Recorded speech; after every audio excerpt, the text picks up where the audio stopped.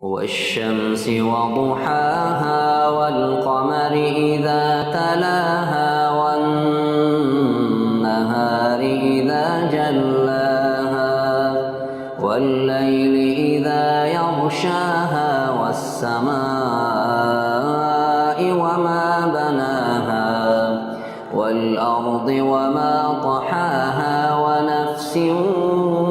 وما سواها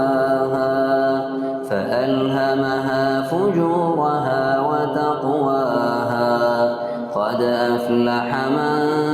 زكاها وقد خاب من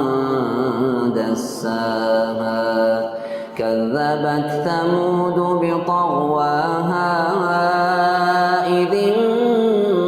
انبعث أشقاها فقال لهم رسول الله ناقة الله وسقياها